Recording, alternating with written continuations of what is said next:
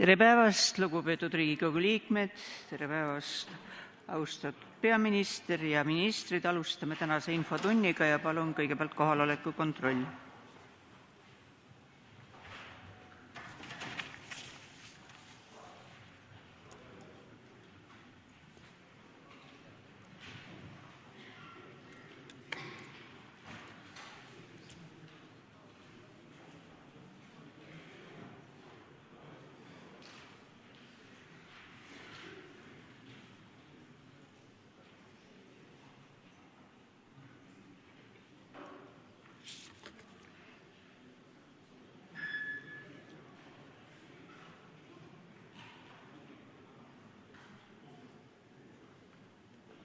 Kohale registreerus 27 Riigikogu liiget, puudub 74.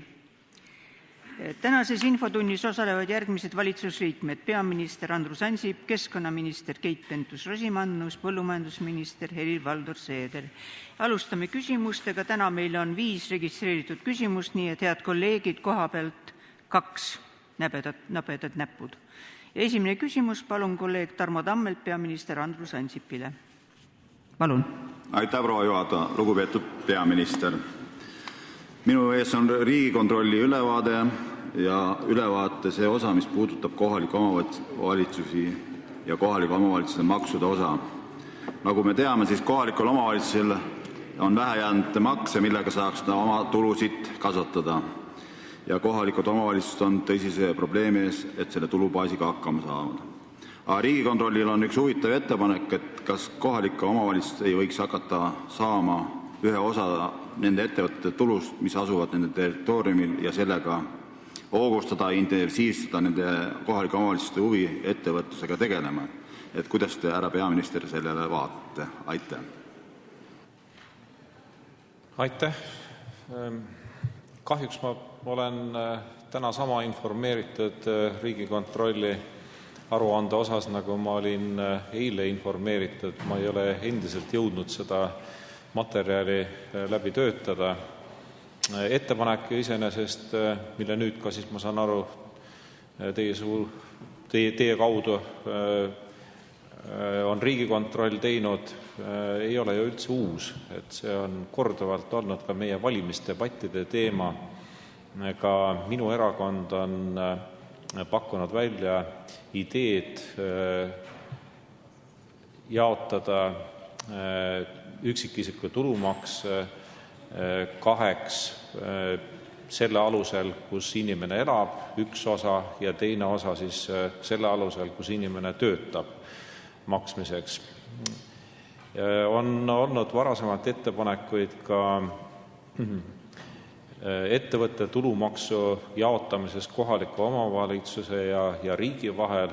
Need on siis, kui need ettepanekud tehti, ikka põhjalikult läbi analüüsitud ja on üldiselt leitud, et administratiivse koormuse kasv on märgatavalt suurem, kallim kui saadavad stiimulid või demograafiline efekt.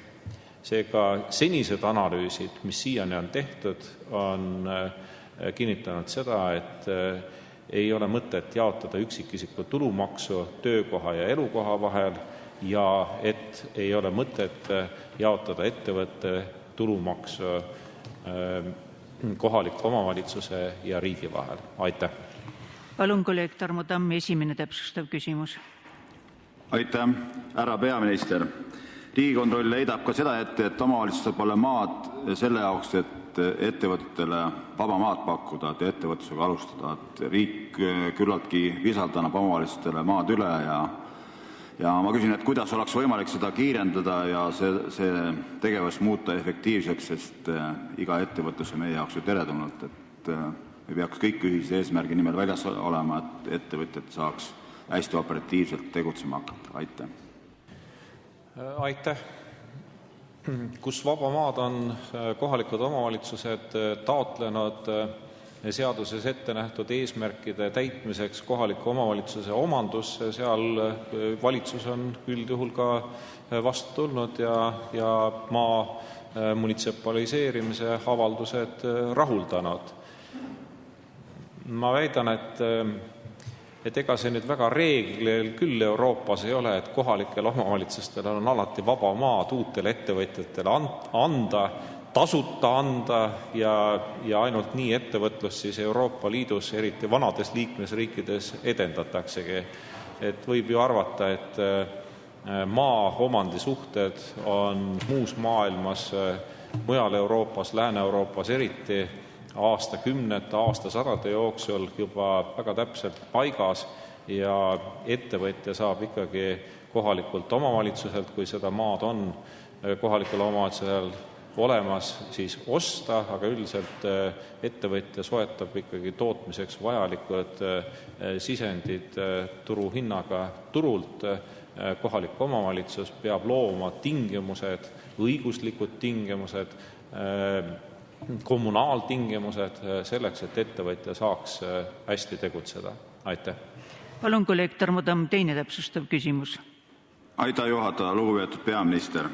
Üks kiirem meetod, kuidas omavalitsuse tulubaasi saaks parandada ja meie omavalitsuste teede üldine olukord muutukski natuke sõidetavamaks, oleks see, kui kütuseaktsiisist eraldatakse omavalitsusel 10% asemel 15%. Ma küsin, et mis on see takistus, et riigi ja kohalike omavalitsuste vahel see protsenti võiks muuta?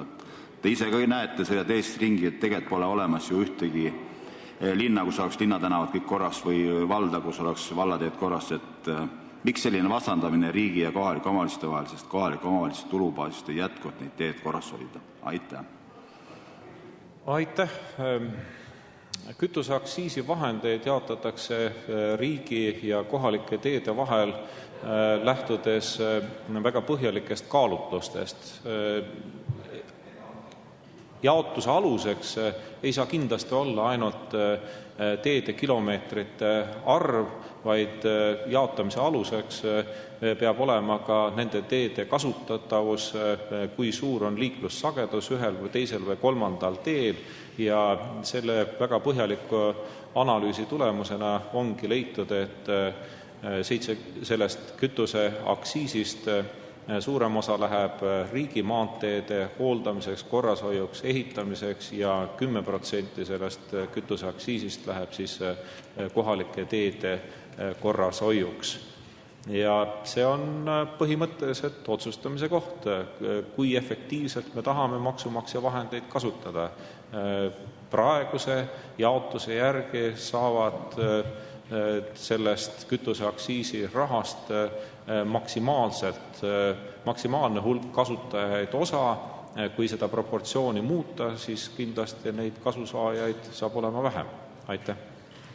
Ja alustame nüüd kohapealt registreeritud küsimustega. 2 küsimust, nagu ma ütlesin. Palun, kolleeg Heimar Lenk. Aitäh, lugupeetud peaminister. Need samad küsimused, mis praegu olid siin käsitlusel, võib-olla võtaksid pisut teise sisu või ka osaliselt laheneksid, kui Eestis saaks tehtud haldusreform. Te pole kaua sel teemal sõna võtnud, võib-olla mõne lausega, mis staadiumis see haldusreform meil praegu on omavalitsuste liitmise küsimused, ma mõtlen. Et nagu teie erakonna ja peaministri seisukoht on pole ammu kuulnud. Aitäh.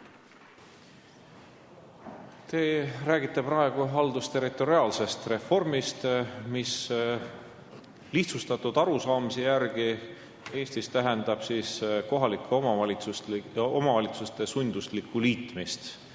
Ma olen päris kindel selles, et ka nendel, kes praegu kavandavad tõmbekeskuste mudelil põhinevat haldusterritoriaalset reformi, nendel ei ole mitte esimene prioriteet omavalitsuste sunduslik liitmine. Minu seisukohad, minu vaated Eesti haldusjaotusele on teile ilmselt väga hästi teada. Te teate seda, et mina pean kohaliku omavalitsuse kõige olulisemaks ülesandeks keskvõimu tasakaalustamist ehk siis demokraatia kaitsmise ülesannet.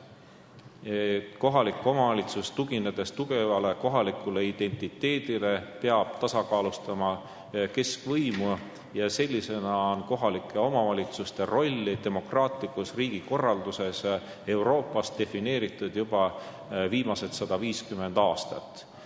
Meil millegipärast on domineerimas aeg-ajalt see teenuste osutamise aspekt ja unustatakse ära, miks on meie põhiseadusesse kirjutatud kohaliku omavalitsuse autonoomia printsiip.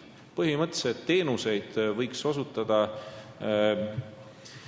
ka pangad, äriühingud, meie teenused on nii standardiseeritud, niivõrd täpselt reglementeeritud, et minu silmis pole väga oluline see, kes neid konkreetseid teenuseid osutab ja nagu me teame, väga paljud kohalikud omavalitsused ostavadki teenuseid sisse just erasektorilt ja tegelik teenuse osutaja ongi erasektor. Aitäh. Palun, kolleeg Lembit Kaljuvee. Aitäh, proua esimees. Hea peaminister, teatavasti saavad niinimetatud põlevkivi vallad täna osa põlevkivi ressursimaksust. Värskes Riigikontrolli aktis tehakse ettepanek või ehitatakse valitsusele riigile ette, et põlevkivi peaks maksustama ka teisest otsast, et tuleks õlimaks kehtestada.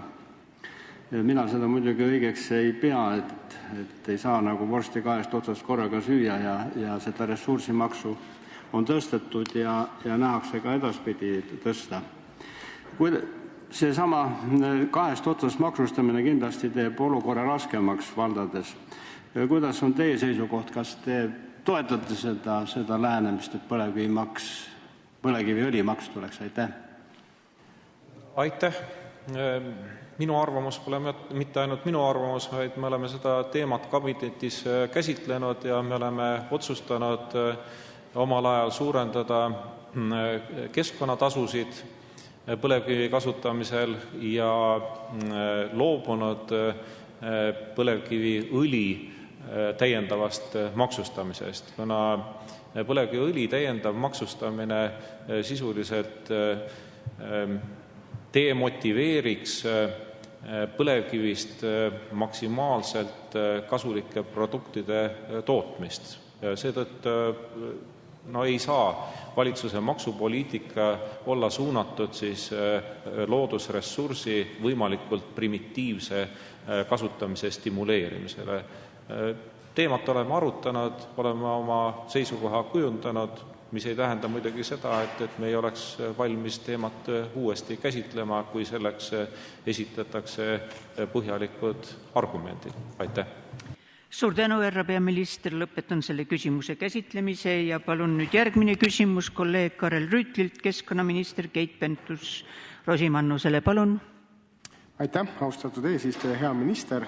Ma suvel korraldasin arutelu karusloomafarmide olukorrast ja kus väga paljude huvigruppide ühisel nõupidamisel leiti, et see, mis meie karusloomafarmides toimub, on meie looduskeskkonnale igat juhul kahju tekitav ja muret tekitav.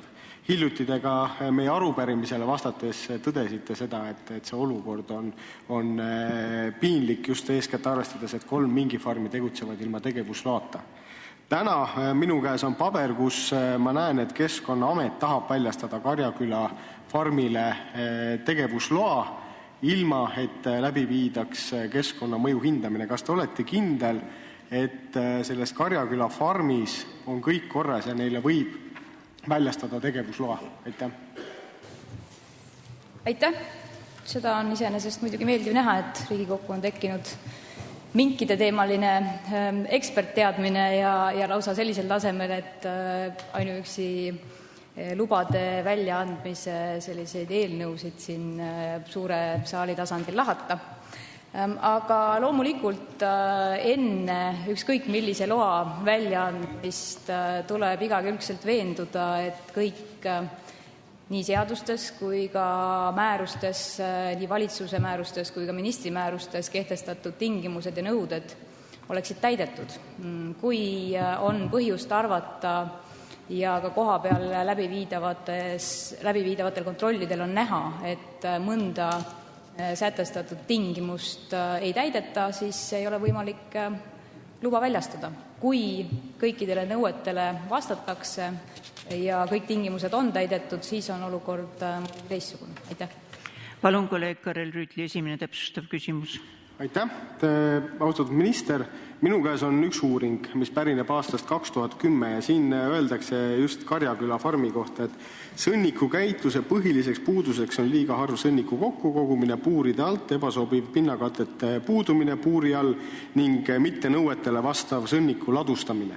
Ehk siis selles farmis ei ole sõnniku hoidlat ja sõnniku kokkukogumine tegelikult puudub ja see tekitab keskkonnale päris tõsise riski. Eriti arvestades selle piirkonna põhjavee vähest kaitstust, suurt loomühikute ja loomade arvu pindala kohta, Karjaküla ühisveevarustuse süsteemi puurkaevupumpla väikest kaugust karusloomafarmist, asumist Keila jõe kaldal, mis on Eesti üks reostatumaid jõgesid, ja pinna reljeefi kannakut jõe suunas, on vaja sõnniku käitusele pöörata tõsist tähelepanu. See oli 2010. aasta info, minu teada see olukord ei ole muutunud. Kas te arvate, et sellisele firmale saab loa väljastada? Aitäh, ma ausalt öeldes arvan, et muidugi selliseid nüansse võib-olla ei ole kõige sobilikum ja kõige mõistlikum käsitleda parlamendi infotunnis, kuna siin te esitate väiteid, mis paberist, mis on ainult teil ees ja mis on tõesti 3 aasta tagusest paberist võetud, et seetõttu on kaunis keeruline siin nendele üksikutele detailidele kohe vastata. Aga veel kord, et ühtegi luba ei saa ega ei väljastata enne, kui on olemas veendumus, et kõikidele nõuetele siis vastav ettevõte, ükskõik mis valdkonnas ta tegutseb, kõikidele nõuetele vastab. Senikaua, kui on põhjust arvata, et nõuded on täitmata ja endiselt nõuetele ei vastata, ei ole võimalik luba väljastada. Aitäh. Palun, kolleeg Lüüti, teine täpsustav küsimus. Aitäh. See info oli juba tegelikult suvel olemas, et seal on väga tõsiseid probleeme. Ja minu käes on ka Keila valla kiri, kus siis Keila vald juhib Keskkonnaameti tähelepanu sellele, et selles konkreetses kirjas on siis välja toodud asjaolu, et sõnnikuhoidlat ei ole ja veeseadusele vastavat nõuetele. Keila vallavalitsus on korduvalt juhtinud tähelepanu sellele, et need probleemid tuleb lahendada. Siiani ei ole nõuetekohase sõnnikuhoidla rajamisega algust tehtud, aga jätkuvalt soovitakse anda farmile tegevusluba seda eeldusel, et nad ühel hetkel järgmiseks aastaks hakkavad seda sõnnikuhoidlat üleüldse rajama. Tegemist on, selles sõnnikuhoidlas on kuskil 37 000 looma, ehk siis karuslooma. Kuidas te kommenteerite seda, et on hakatud lahendama küsimust, aga probleemi ei ole lahendatud veel? Aitäh, ma siis kordan veel kord või 3. kord, et nõudeid tuleb täita. Ei ole üldse võimalik kuidagi, ma ei tea, nii-öelda paindlikult või venitades suhtuda nõuete täitmisesse, et kui nõuded on esitatud, nõuded on sätestatud määrustes, siis nendele peab vastama. Ja senikaua, kuni nõuetele ei vasta, ettevõtte luba väljastada võimalik ei ole. Et siin, ma isegi ei näe, et me kuidagi oleksime vastasseisukohtadel või erinevatel seisukohtadel, et loomulikult nõuded ongi selleks, et need täita tuleb ja enne seda, kui nõuded täidetud ei ole, ei saa keegi eeldada, et neile luba väljastatakse ja et neil on võimalik tegutseda, saada luba tegutsemiseks ilma vastavaid nõudeid täitmata. Ja need nõuded ikkagi on ju seatud selleks, et kaitsta nii keskkonda kui ka selle ümberkaudsete inimeste sellist elukvaliteeti ja eluolu. Aitäh. Palun nüüd kohapeal registreeritud küsimus, kolleeg Kalvi Kõva. Aitäh, hea istungi juhataja, hea minister. Et me teame meie toidutootjate ehk põllumeeste probleemidest ja teame seda, et suurte farmide juures peavad olema põllumeestel siis kompleksload, kui laudas on üle 400 loomühiku. Kui me vaatame nüüd neid sammu mingifarme, siis Tartu Maaülikooli teadlased on välja toonud, et üks mink võrdub 0,0 loomühikut.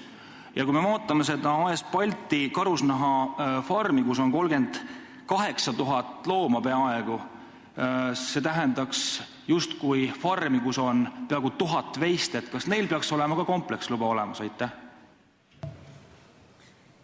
Aitäh!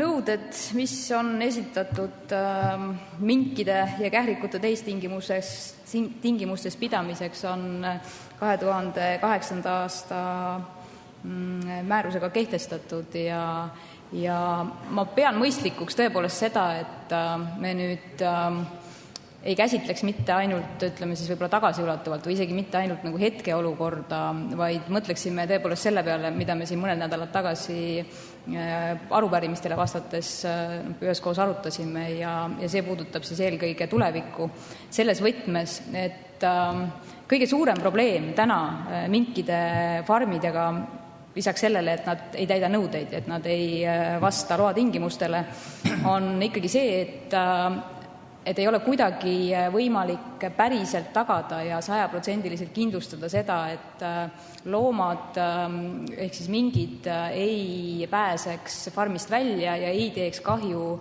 Euroopa naaritsa asurkonnale ja ei teeks kahju ka pesitsevatele lindudele. Et see on üks kõige tõsisemaid probleeme, mis põhjusel on täna ettevalmistamisel tõepoolest seadusemuudatus, mis annaks piisavalt pika sellise etteteatamisaja või piisavalt pika kohanemisaja selleks, et ühel hetkel Eestis minkide pidamine tehistingimustes ikkagi lõpetada.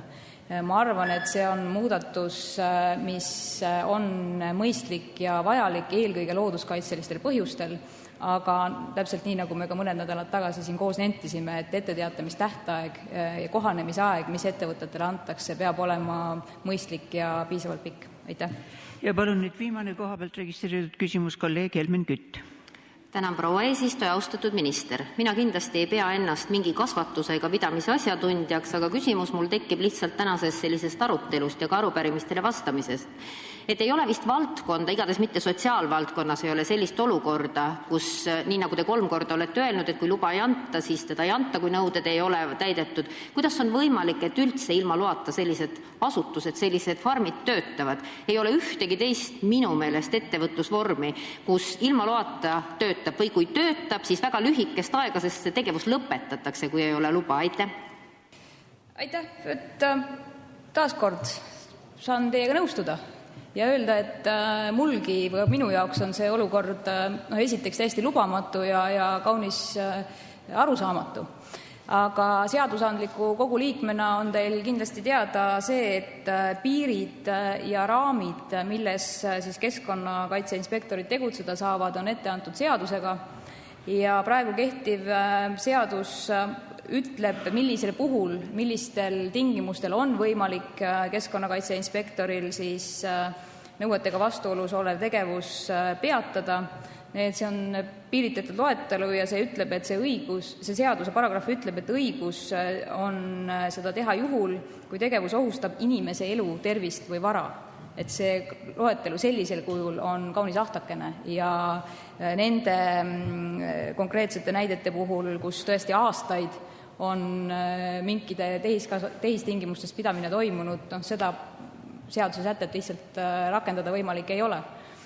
Küll aga, nagu ma ka mõned nädalad tagasi ütlesin, minu ülesanne on see, et edaspidi taoline suhteliselt ajuvaba olukord võimatuks muuta ja et edaspidi sellist sarnast situatsiooni me taluma ei peaks. Ja selleks me oleme teie ju kaasabil ja kaasaaitamisel muutnud juba seadust nii, et alates selle aasta 1. maist on siis võimalik rakendada haldussundi ja võimalik rakendada kuni 32 000 euro suurust sunniraha. See on olnud oluline muudatus ja saab ka öelda, et pärast selle muudatuse sisseviimist seadusesse on seni ebaseaduslikult ja täiesti kontrollimatult tegutsenud siis asjaosalised väga jõuliselt ja väga kiiresti ennast kokku võtnud ja muutnud toimetamist farmides, kus siiamaani praktiliselt mingisuguseid tingimusi täidetud ei olnud. Aitäh! Suur tänu, proua minister. Lõpetan selle küsimuse käsitlemise. Järgmine küsimus. Palun kolleeg Ester Tuiksolt põllumajandusminister Helir-Valdor Seederile. Palun. Tänan väga, proua juhataja, austatud minister. Rail Baltic on kindlasti Eestile oodatud ja majanduslikult kasulik objekt. Paraku läbib see joonobjekt, nagu spetsialistid ütlevad, erinevaid territooriume, kuhu jäävad ka väärtuslikud põllumassiivid. Põllumehed on väljendanud oma muret seoses selle projektiga ja meedia on seda ka kajastanud ja tahaks teada, mida teie põllumajandusministrina sellest olukorrast arvate ja kas te olete põllumeestele selles osas juba oma kätt ulatamas ja nii edasi. Aitäh. Aitäh küsimuse eest. Jah, ka minul on olnud mitu kohtumist põllumeestega, põllumajandusorganisatsioonide esindajatega, kes on käinud minu juures eraldi oma probleeme, muresid kurtmas ja ettepanekuid tegemas ja siis ka nende konkreetsete põllumeeste kinnistute omanikega ja põllumajandustootjatega, kes jäävad potentsiaalsetele Rail Balticu trassidele või võivad jääda, sest seal on ju esialgselt ikkagi mitu võimalikku varianti kaalumisel ja planeerimisel. Ja nende peamine mure on olnud see, et loomulikult nad ei ole Rail Baltica trassi vastu ja selle uue raudtee ehituse vastu, küll aga nad sooviksid, et oleks läbi kaalutud ja õiglaselt arvestatud metoodika alusel ka siis võimalikud nende kahjud ja võimalikud mõjud, mis selle trassi ehitamisega võiksid kaasneda nii maaparandussüsteemidele, maakasutusele kui ka põllumajandusettevõtetele. Ja mina olen sellel teemal vestelnud majandus-kommunikatsiooniministriga, kelle pädevusse see kuulub, et tõepoolest, kui toimub siin mõjude hindamine, kui toimuvad eelhindamised, et siis arvestataks mõjusid nii maaparandussüsteemidele, maakasutusele kui põllumajandusettevõtetele. Et need oleksid arvestatud õiglase metoodika alusel. Ma usun, et seda on võimalik leida, kui mitte Eestis, siis väljaspoolt Eestit, sest selline kogemus teistes Euroopa riikides on olemas, kus taolisi kiirraudteid on ehitatud ka üle põllumajandusmaade ja üle põllumajandustootjate maade. Nii et ma olen küll optimist ja arvan, et Majandus-kommunikatsiooniministeerium neid signaale on võtnud tõsiselt ja niisugused arvestused ka teeb. Aitäh.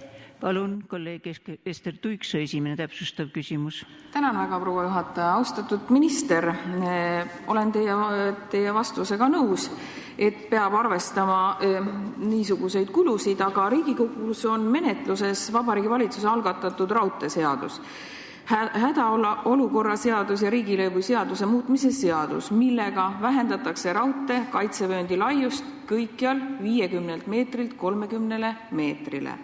Eelnõu seletuskirjas on ausalt tunnistatud, et väiksem raudteekaitsevöönd kehtestatakse seoses Rail Balticu projekti arendamisega. Miks üritab riik iga hinnaga pügada Eesti põllumehi, kelle maad jäävad tulevasele raudteetrassile ette? Aitäh. No ma loodan, et selle muudatusega nüüd küll põllumeest ei pügata või sellist eesmärki kindlasti see seadus endas ei kanna. Et küllap see on ekspertide ja asjatundjate ettepanek ja otsus, et nii laia trassikoridori ei ole vaja. Aga kui Riigikogu veendub, et see peaks olema siiski 30 meetri asemel 50 meetrit, siis on see ka ju Riigikogu kätes, see seadus on menetluses ja seda võib kindlasti ka laiendada. Aga ma usun, et need on ikkagi läbi kaalutletud ja mõeldud otsused, miks seda täpselt tehtud on. Kindlasti ei ole seda tehtud kuidagi, et pügada põllumeest, sest et kui põllumajandusmaad jäävad siis ütleme sinna 30 ja 50 meetri vahele ja nad on majandatavad, siis nad kindlasti majandatavad on ja seal ka põllumajandusliku tegevusega tegeleda saab. Mina ei ole nüüd päris õige inimene, ekspert ütlema seda, kui lai see trassivöönd peab olema, kas 40, 50 või 60 meetrit, aga ma usaldan siinkohal küll spetsialisti. Palun, kolleeg Ester Tuiksoo, teine täpsustav küsimus. Tänan väga, proua juhataja. Austatud minister, peamine on, et aktiivne põlluharija saaks oma maa eest sel juhul väärilise tasu ja ka kompenseeritakse saamata jääv tulu. Ja kuna te vihjasite, et te olete ka valitsustasandil sellest rääkinud või vähemalt oma kolleegidega, majandus-kommunikatsiooniministriga, võib-olla ka keskkonnaministriga, kes täna teie kõrval istub, siis millises suurusjärgus võiks teie nägemusel see kompenseerimine siis olla? Et kas riik on siis valmis ka nii-öelda maksimaalselt kompenseerima põllumeestele need kulud? Aitäh. Mina ei taha siin küll hakata spekuleerima, milliseks võiks kujuneda see kompensatsiooni suurus. See on kindlasti erinevate tootjate puhul väga erinev ja see on kindlasti individuaalne. Üks on see, kui me arvestame konkreetselt maatüki või maaparandussüsteemi, mis on vaja siis ümber ehitada, konkreetse maksumuse ja kulutused. Teine on see, kui me hakkame arvestusse sisse arvestama ka saamata jäänud tulu või siis näiteks lisakulud, mis võivad tekkida trassi läbimisega põllumassiivist, kus tuleb hakata sööta näiteks kaugemal vedama või loomi teistmoodi karjatama ja nii edasi. Et need on igal põllumajandustootjal individuaalsed ja neid kindlasti mina siin välja öelda ei oska. Kas kompenseeritakse maksimumulatuses? Minu arvates tuleks kompenseerida õiglases ulatuses, arvestades seda tegelikku väärtust ja tegelikke kulusid. Nii et selle aluseks peab olema usaldusväärne metoodika ja oluline ongi, et see metoodika arvestus oleks õiglane, et erinevad osapooled usaldavad seda ja mõistavad, saavad aru sellest ja kui see selle metoodika alusel on välja arvestatud, siis ma arvan, et see kompensatsioon on ka õiglane. Aga ma tahan ka juurde lisada, et kindlasti kogu trassi kulgemisel arvestatakse ka sellega, et kus need kulutused avalikule või ühiskonnale tervikuna oleksid ka minimaalsed, nii et kindlasti valitakse see trass, kus need võimalikud kulutused ehituseks, võimalikeks maade ostmiseks, sundvõõrandamiseks või milleks iganes oleksid minimaalsed, nii et kindlasti arvestatakse ka sellega, mitte ainult, et kuidas saamatanud tulu või siis täiendavad kulutused kompenseerida. Aitäh. Ja nüüd alustame kohal registreeritud küsimustega. Palun kolleeg Lembit Kaljue. Aitäh, proua esimees. Hea minister, mina tuleks oma küsimusega meie päevakorra eelmise punkti juurde tagasi ja küsiks teie käest sedasi, et kas ei oleks targem kasutada seda nii-öelda karusloomafarmide all olevat maad põllumaana. Eestis on karusloomi kasvatatud farmides 70 aastat ja suhteliselt edutult. Nendest farmidest pole eriti asja saanud ja majanduslikult on nad kõik põhja kõrbenud. Et küsimus on, et kas te paneks Keit Pentusega seljad kokku ja lõpetaksite selle mõttetu tegevuse ära ja hakkaksite seal maa peal nii-öelda põllumajandusega tegelema. Aitäh. Aitäh. Eesti on demokraatlik riik, et me peame siin lähtuma ikka seadusest, nii et kui me otsustame näiteks Eestis karuslooma kasvatuse üldse keelustada, millised ettepanekuid on ka tehtud ja on ka üksikuid riike Euroopa Liidus, kus karusloomakasvatus on keelatud, valdavalt enamustes riikides on see siiski lubatud ja majandusharu, siis kindlasti peab selle aluseks olema seadus. Ja ma arvan, et need diskussioonid seisavad meil ees. Need diskussioonid on alanud, nii nagu ma ütlesin, Põllumajandusministeeriumis on toimunud ka arutelusid, meil on tehtud ka ettepanekuid, et taoline tegevus keelustada. Tänaseks me nii kaugele jõudnud ei ole, me selle ettepanekuga parlamendi ette tulnud ei ole, aga ei ole välistatud, et mingis osas, mingi aja jooksul seda tegevust piiratakse kuni täieliku keelamiseni, aga kunas me selleni jõuame, minul täna väga raske öelda. Nii nagu ma ütlesin, enamustes Euroopa Liidu liikmesriikides on see ka arutelualune teema, see on väga delikaatne teema olnud, aga enamustes Euroopa Liidu liikmesriikides on see siiski lubatud. Nii et võib-olla ühel hetkel me paneme kolleegiga seljad kokku ja jõuame selleni, mida te praegu küsisite. Aitäh. Ja palun nüüd kolleeg Kalvi Kõva. Aitäh, hea istungi juhataja, hea minister. Et kindlasti maa korralisel hindamisel tekkinud maa hind aitab mingil määral kaasa põllumajandusliku maa kasutamist põllumajandustootmisesse. Aga minu küsimus on selline, et kas te valitsustasandil koos oma koalitsioonipartneritega, just enda kõrval istuvate ministritega, nii keskkonnaministri kui peaministriga, olete valitsustasandil arutanud ka seda, et viimane maa korraline hindamine oli nimelt aastal 2001. Et kunas siis järgmine kord maa korraline hindamine toimub? Aitäh. Jah, aitäh. Oleme arutanud küll. Ja kunagi, kui Eesti riigis maaseadusi välja töötati maareformi järgselt, siis otsustati, et hakatakse korraliselt maad hindama. Tänaseks seda juba pikka aega tehtud ei ole ja praegu minu teada Maa-amet ja Keskkonnaministeerium töötavad välja uusi aluseid, kuidas siis maa väärtust hinnata, nii et ta oleks jooksvalt ja õiglaselt meile kõigile teada. Ja kui need uued alused välja töötatud saavad, siis kindlasti toimub ka maade uus hindamine. Nii et Maa-amet sellega tegeleb ja ma küll ei oska öelda tähtaega, millal see uus kord peaks siis valitsusse jõudma, võib-olla keskkonnaminister oskab siin täpsemalt teile vastata, aga selline kord on väljatöötamisel ja me oleme seda valitsuses arutanud. Aitäh! Suur tänu, härra minister, lõpetan ka selle küsimuse käsitlemise ja läheme järgmise küsimuse juurde. Kolleeg Marika Tuus-Laul peaminister Andrus Ansipile. Aitäh! Väga austatud härra peaminister, minu küsimus puudutab siis Riigikontrolli aasta ülevaadet ja käsitleb siis inimeste teemat, Eesti inimeste käekäik. Ja nüüd meil juba on teine riigikontrolör järjest, kes on siis tuginedes faktidele ja arvudele tulnud ühele ja samale järeldusele, et Eesti inimesed elavad halvemini kui riik ja et majanduslik edu ja korras rahandus ja see riigi jõukus pole tegelikult inimesteni jõudnud. Ja riigikontrolör Karis siis kirjeldab, kuidas meie hinnad kasvavad ja teistest riikidest kiiremini, aga inimeste ostujõud on Euroopa riikidest palju kehvem ja et küll pension kasvab protsentides, aga raha kasvu pole märgata, kuna hinnatõus on nii kiire ja toimetulekutoetusi saavad ikka peavad 2 korda rohkem inimesi kui enne kriisi.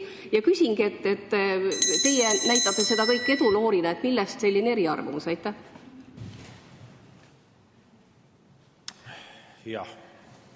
Teil on eelis minu eest. Te olete seda aruannet lugenud. Mina olen üks kord Euroopa Liidu asjadest kõneldes ühele küsimusele sel teemal vastanud ja ma olen näinud, et ajakirjanduses on see online meedia pealkirjadel põhinenud teemakäsitlus leidnud märksa sügavamat käsitlemist. Et kompileerides on saadud sellest minu ja riigikontrolöri vaheline diskussioon.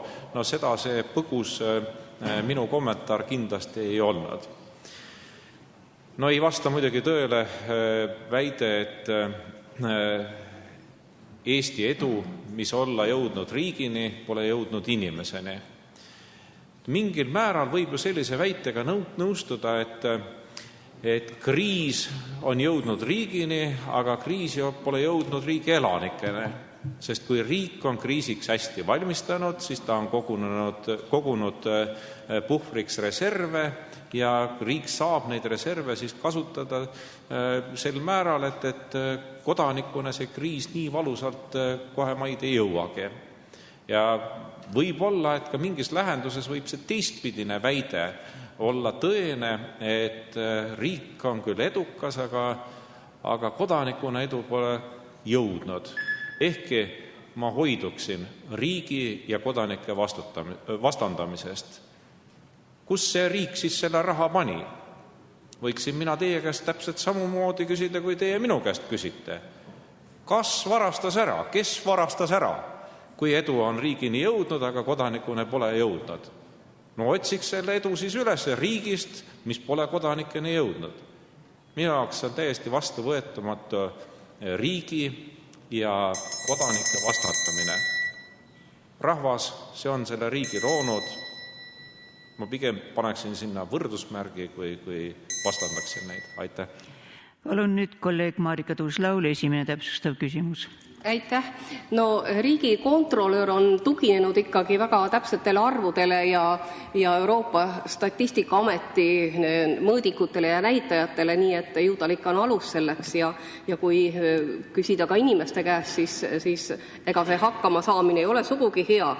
Ja kui meil kõik ikkagi nii suhteliselt hästi läheb, et miks siis ikkagi nagu teie valitsemise ajal on väga-väga palju inimesi ju lahkunud siin, 80 000 kuni 100 000, me täpselt ei teagi, maapiirkonnad on inimestest tühjaks jäänud, bussiliiklused on kadunud ja nii edasi, me ei hakka jälle postkontoritest rääkima ja enam kui pooled töötutest on meil ka ju pikaealised praegu, nii et sellele on ka Euroopa Komisjon tähelepanu juhtinud. Maksukoormusest me teame ka, et meil tarbimismaksud on ju, oleme esirinnas. Et ma küsin ikkagi, et miks te arvate, miks me inimestele hästi ei lähe ja miks ikkagi Riigikontroll on selle küsimus just sellisena esile tõstnud, mis teile ei meeldi? Aitäh! No kindlasti läheks inimesel hulga halvemini, kui edu poleks riigini jõudnud. Selle väite peale võib küll päris kindel olla. Et hea, et siis riigil hästi läheb. Ma loodan, et küllap inimesed varsti ka tajuvad seda, et riigi hea käekäik tähendab ka otsesõnu kodanike head käekäiku. No toome Euroopast võrdlusi. Eurostat muidugi ei kinnita inimeste enesehinnangut, aga Eurostat võrdleb objektiivselt riikide käekäiku, arvestades rahalisi parameetreid. Nendes riikides, kus riikide võlakoormus on väga suur, kus majanduskasv praegu on väga madal, nendes riikides vaevalt, et kodanike käsi hästi käib. Seda kinnitavad ka tööpuuduse näitajad. Kriisiriikides, programmiriikides on tööpuudus väga kõrge, 2 riigis isegi suurem kui 25%. Osades Euroopa Liidu liikmesriikides maksavad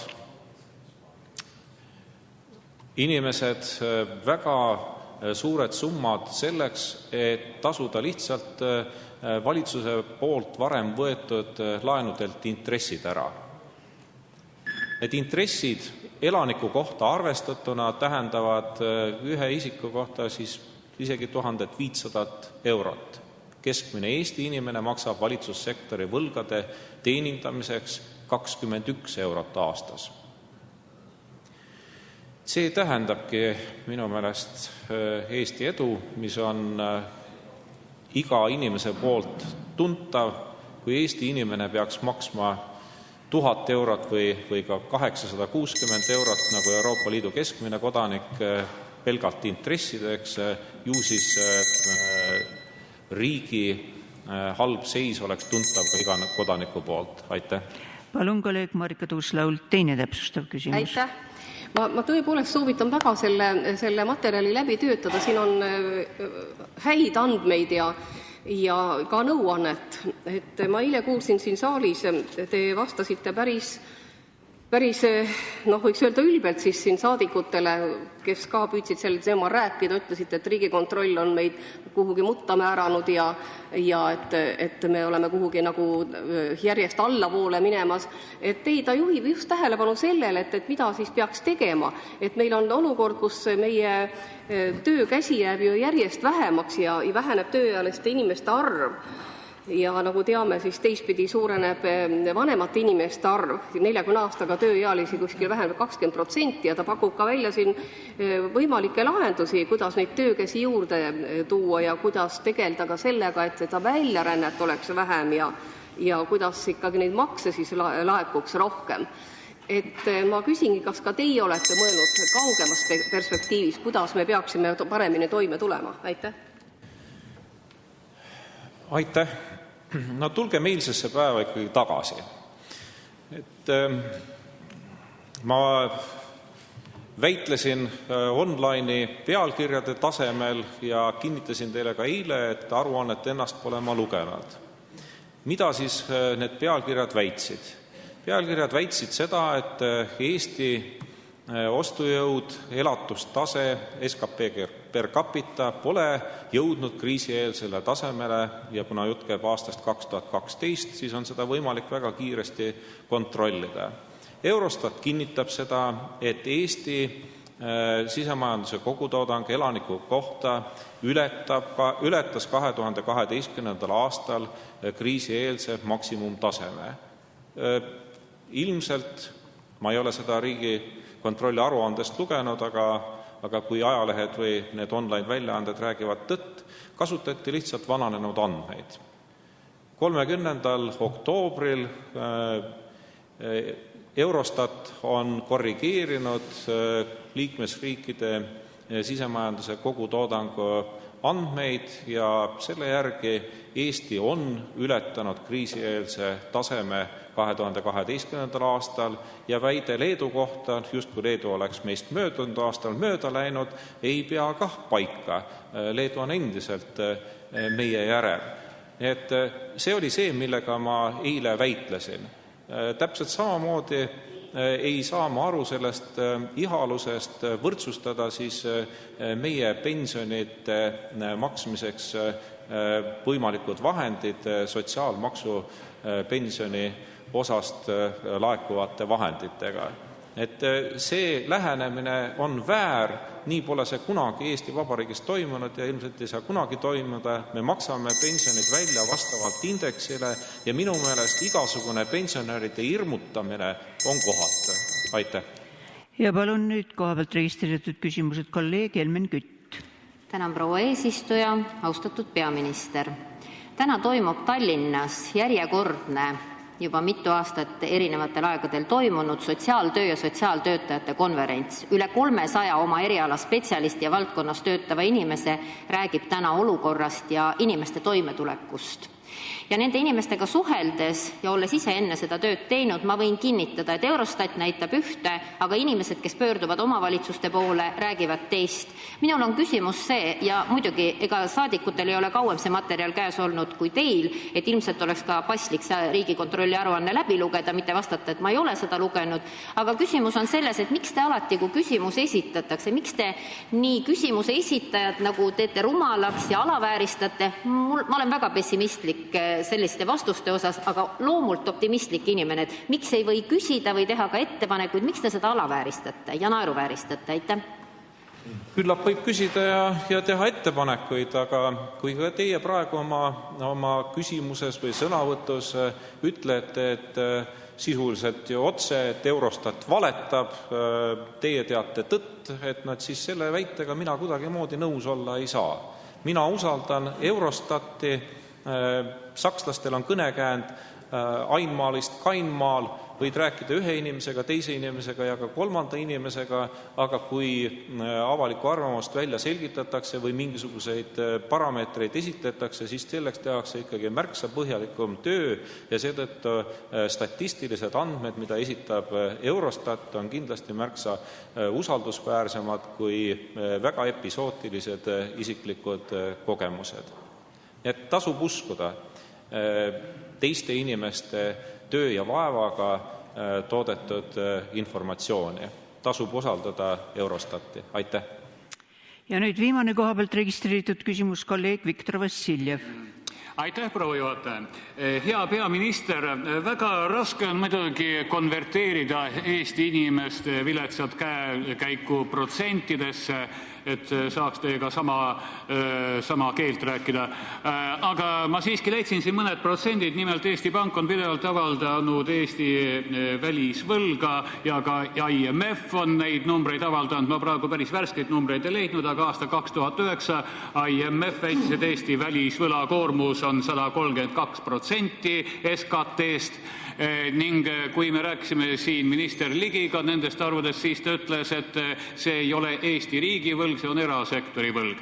Ja mulle meeldis väga teie loogika, et Eesti riik ja Eesti rahvas, nad käivad käsi käes, nad ongi üks ja võrdlusmärk tuleb kahele tõmmata. Kumma käekäiku see nüüd siis näitab välisvõlg 132% riigi või rahva oma? Aitäh.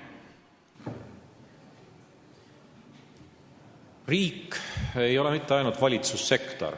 Eesti valitsussektori võlakoormus on Euroopa Liidus kõige pisem, 9,9% meie sisemajanduse kogutoodangust. Ja kindlasti on see valitsussektori väga madal võlakoormus väga heaks reklaamiks ka tervele riigile. Erasektor on võtnud võlgu märksa rohkem, kui on võtnud võlgu Eesti kohalikud omavalitsused ja keskvalitsus, kuid sellel keskvalitsuse ja omavalitsuste ehk valitsussektori väga väikesel võlakoormusel on positiivne mõju ka nendele inimestele, kes on oma eluaseme näiteks soetanud krediidiga. Tänu valitsussektori väga madalale võlakoormusele on intressimäär erasektorile hulga madalam, kui ta on nendes riikides, kus valitsussektori võlakoormus on väga kõrge. Et kindlasti valitsussektori madal võlakoormus on positiivne kõikidele Eesti elanikele. Võin kinnitada ka seda, et Euroopa Liidu võrdluses võib leida korrelatsiooni, mille järgi majanduskasv on kiirem nendes riikides, kus valitsussektori võlakoormus on väiksem. Mitte nii, nagu tavatsetakse mõelda, et kui võetakse võlgu, siis see kiirendab majanduskasvu. Korrelatsioon, mida võib täheldada Euroopa Liidu liikmesriikide võrdluses, kinnitab just vastupidist. Teiseks ma võin kinnitada ka seda, et kui otsida korrelatsiooni tööpuuduse ja valitsussektori võlakoormuse vahel, siis see korrelatsioon kinnitab seda, et nendes liikmesriikides, kus valitsussektori võlakoormus on kõrge, on tööpuudus suurem. Nendes riikides, kus valitsussektori võlakoormus on madalam, on tööpuudus väiksem. Aitäh! Head kolleegid, suur tänu, härra peaminister, lõpetan ka selle küsimuse käsitlemise. Kui jääb aega, võite esitada veel küsimusi ja nüüd viimane registreeritud küsimus kolleeg Rainer Vakralt keskkonnaminister Keit Pentus-Rosimannusele. Palun. Aitäh, austatud juhataja. Lugupeetud minister, eile me külastasime Riigikogu logistika ja transiidi toetusgrupiga Muuga sadamat ja olime taas tunnistajaks, kuidas Eesti Energia Iru prügielektrijaam impordib Soomest, Suurbritanniast ja Iirimaalt prügi. Jaama käimas hoidmiseks on vaja tuua laevadega vähemalt 20–30 000 tonni prügi aastas ja ajada siin ahju. Iga ahju mineva tonni kohta tekib ju 250 kilogrammi tuhka ja 25 kilogrammi ohtlikke jäätmeid. Seega iga 4 tonn tegelikult ju ladestatakse lihtsalt Tuhana jõelähtme prügilasse. Siit on mul ka teile küsimus, et austatud keskkonnaminister, et kas te saaksite selgitada, et kuidas on võimalik, et ükski jäätmekäitlusarengukava jäätmete põletamist sellises mahus ette ei näinud, aga samas siiski investeeritakse 105 miljonit eurot ja rajatakse jäätmepõletustehas nii võimas, et kohalikku prügi ei jätku ja seda sodi peab reaalselt Eestisse välisriikidest juurde tooma. Aitäh! Aitäh! Kuidas on võimalik, et aastaid tagasi tehtud kavad ei osanud ette näha seda tekkivat võimekust, seda on kaunis keeruline tagantjärgi kommenteerida, et eks nende väga pika aja peale ette tehtavate plaanidega juhtub aeg-ajalt nii, et kõiki arenguid väga täpselt ilmselt ette näha ei osata.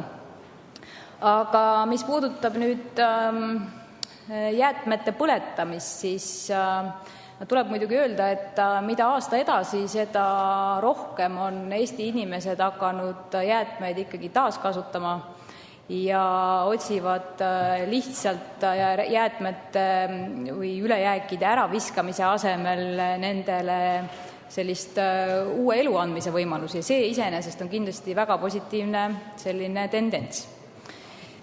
Mis puudutab nüüd masspõletamist, siis masspõletus saab ja peaks ikkagi asendama mitte seda osa jäätmete käitlusest, mida täna juba sorteeritakse, liigiti kogutakse, vaid selgelt seda osa, mida muidu oleks veetud lihtsalt prügimäele, mida muidu oleks lihtsalt ladestatud.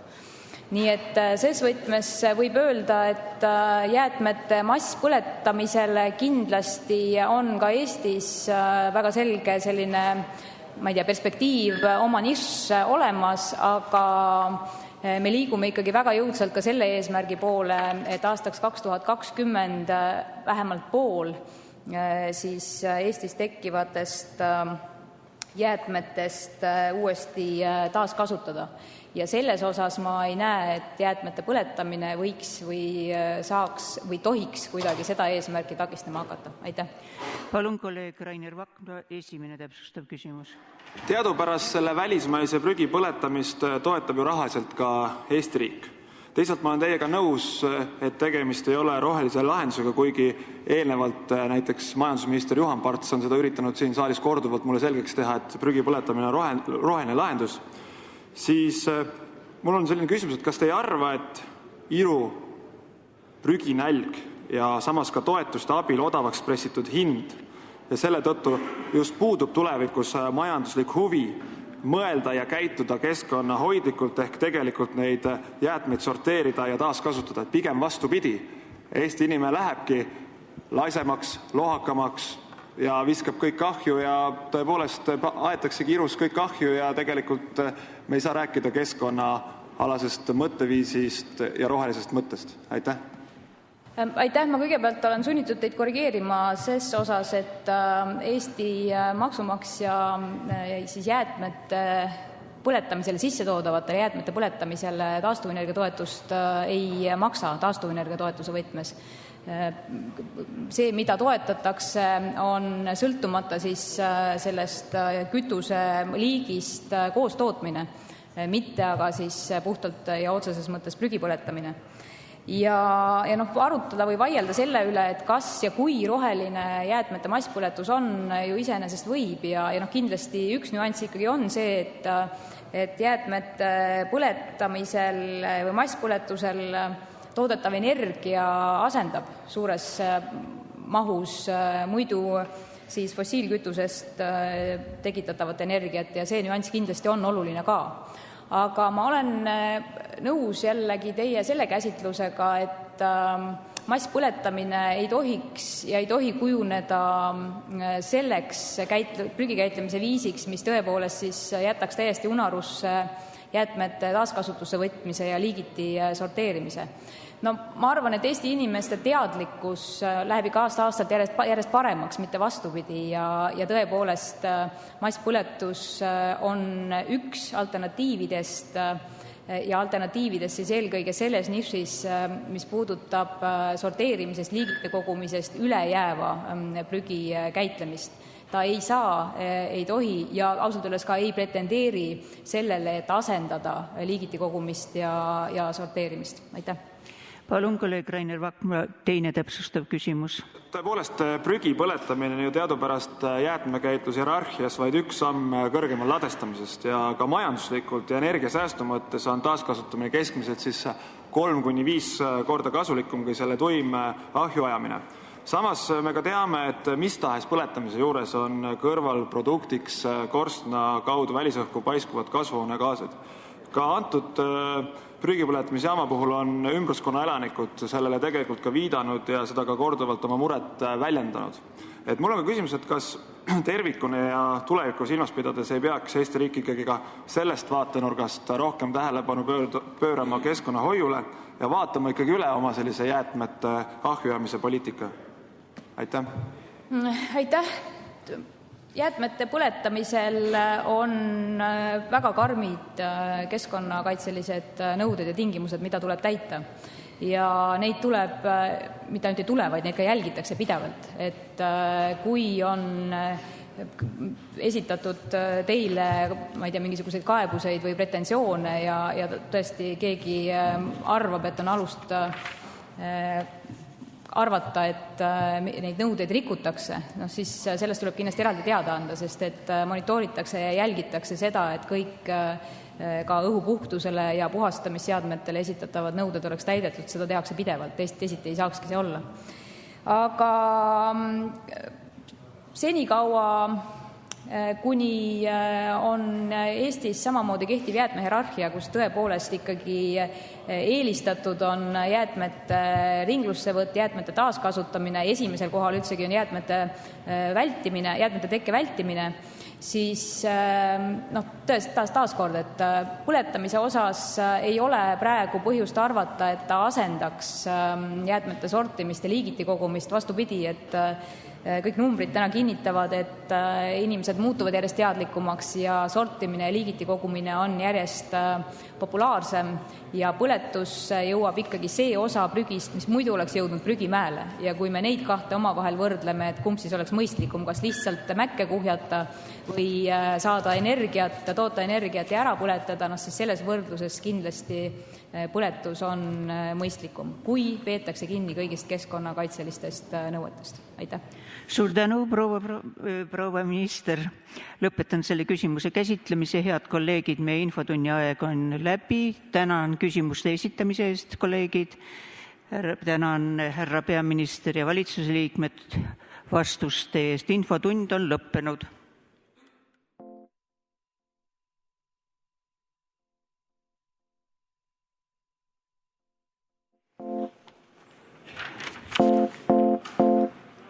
Спасибо.